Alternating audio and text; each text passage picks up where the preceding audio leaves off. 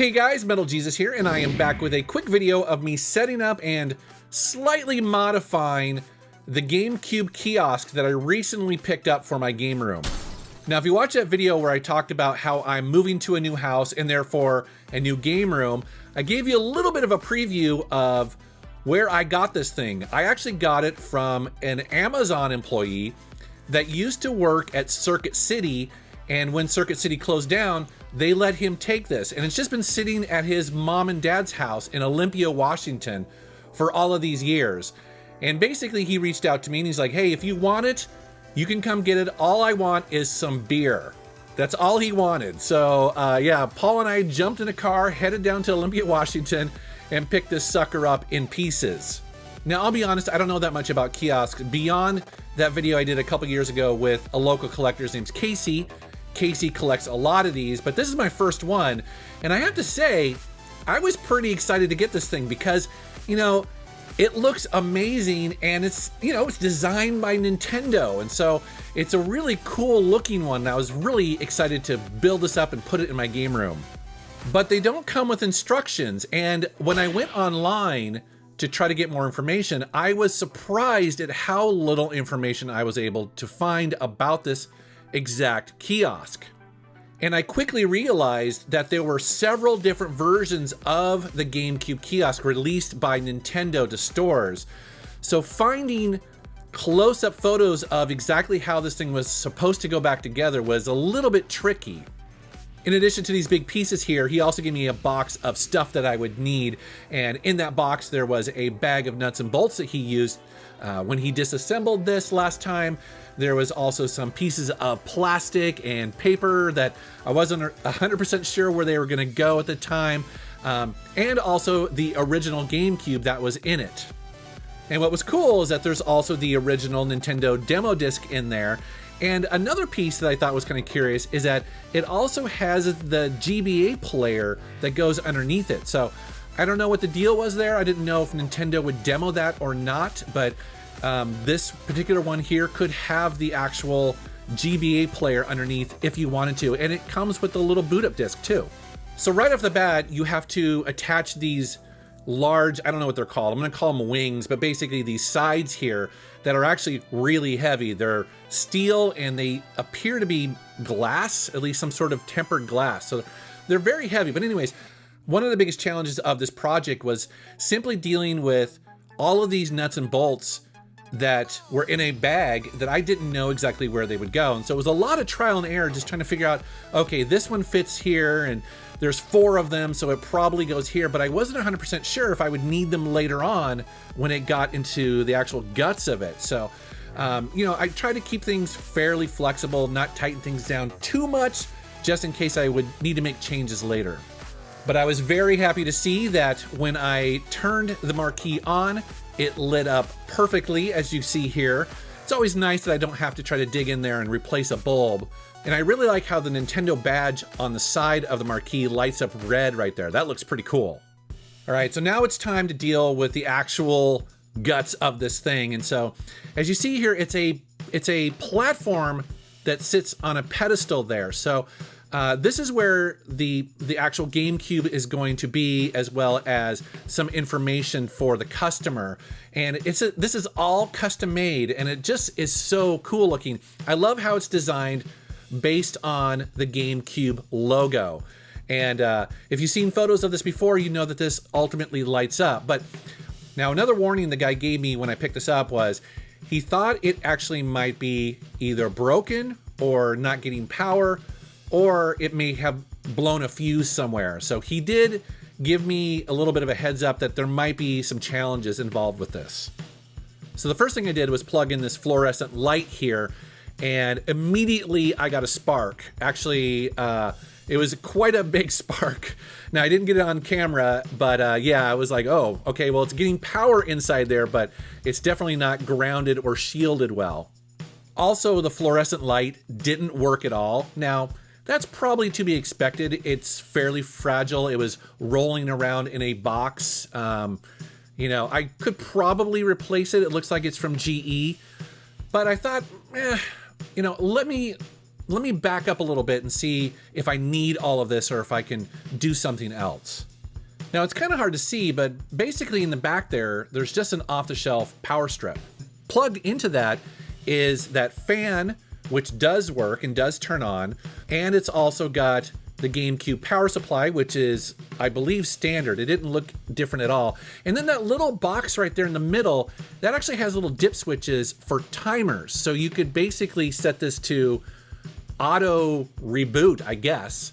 It looks like it's got a timer in there that you could set it to restart every 15 minutes, 5 minutes, 10 minutes, stuff like that.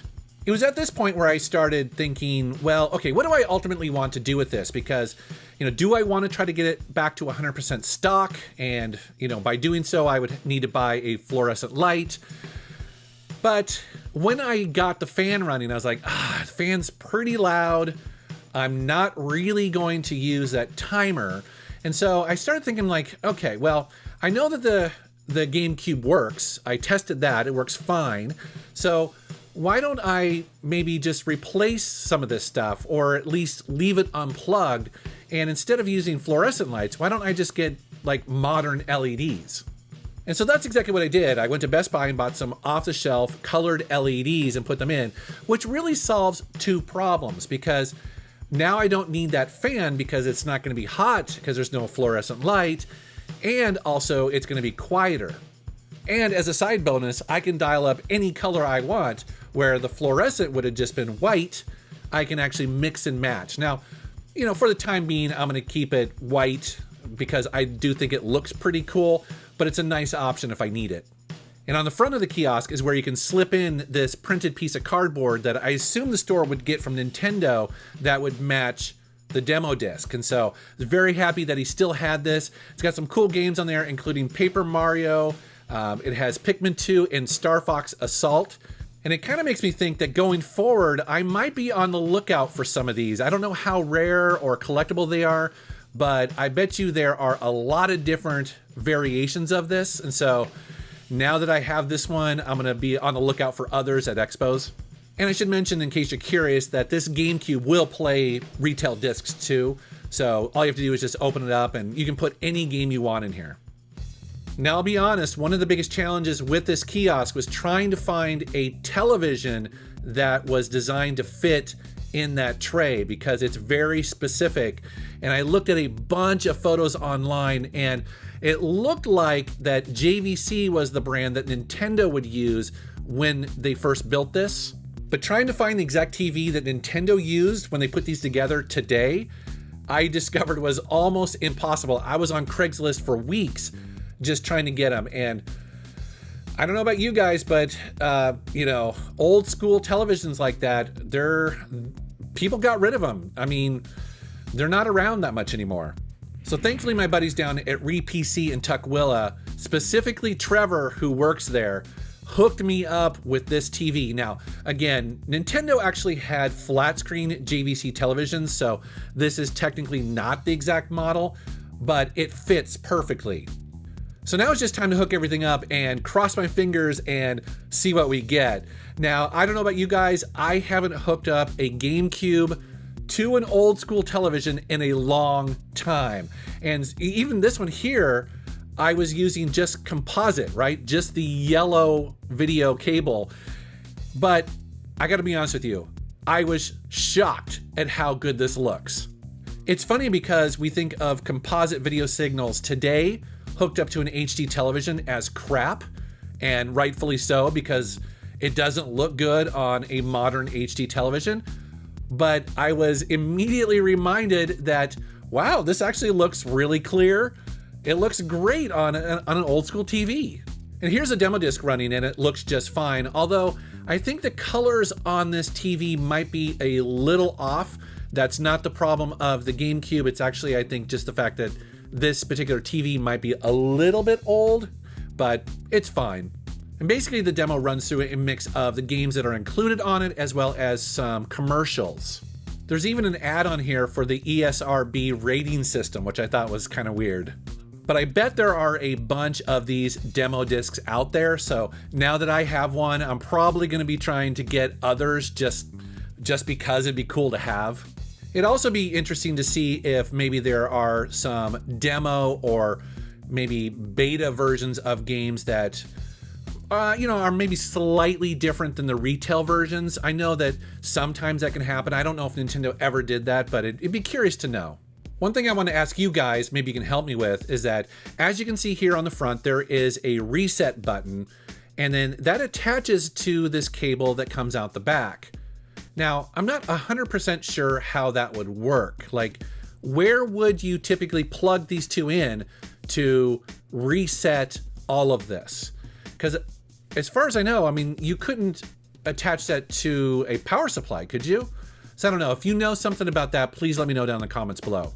One thing that seems somewhat unique to this particular GameCube kiosk are these optional magazine racks that you could install on the side. So it comes with two of them, and they're labeled left or right, and they basically have hooks that hook into these circles here, and then they hang on the sides. And so you could, I assume, again, I don't know because I don't remember last time I saw one of these actually in a store, but I assume you could put, Nintendo Powers in there, and customers could, walk up and maybe buy the latest issue of Nintendo Power, or maybe you could have brochures in there.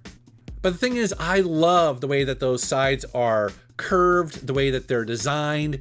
I think they look awesome. So I wasn't really interested in covering both of them up. So what I ended up doing was just putting the right one on, because I do like the idea of putting some Nintendo Powers in there. I'm actually going to be on the lookout for some era specific, some GameCube specific Nintendo Powers. I think that'd be pretty cool. So kind of a best of both worlds, like leave the left side exposed and the right side will have the magazines. And take a look at those controllers. Now they're attached to the actual device. I don't know if I can actually swap them out because I haven't tried yet, but those are used. There's been many kids and adults probably using these because they are definitely worn, but I was surprised they work fine. I mean, you got to give Nintendo credit, man. Like, these GameCube controllers can take a beating and they still work. Another option I've thought of, and I'm looking for you guys for feedback on this, because I could technically use one of those Eon HDMI adapters that plug into the back of a GameCube to get an HDMI signal out of this, and then just use a normal monitor. Or you see right here, I have an old school 3x4 Dell monitor that I could potentially use to maybe get a better picture out of, or an HD picture. The only thing is, though, is that it looks weird with it there, don't you think? Like, it looks empty. I don't know. Love to know down in the comments, do you think I should keep the old school CRT, or should I do this whole HDMI, high res version of it? I'm kind of on the fence. So at the end here, I want to do a huge shout out to Alex, who traded me this for beer. And Alex, if you ever want to come by and use your kiosk, well, just let me know, buddy, because you have an open invitation. So I have to say that I've kind of gotten the bug a little bit with these kiosks. I can see where people could get very obsessed with trying to get some of these in your collection, especially ones like this that are designed to really show off the console. Like, I really feel like Nintendo did that really well here.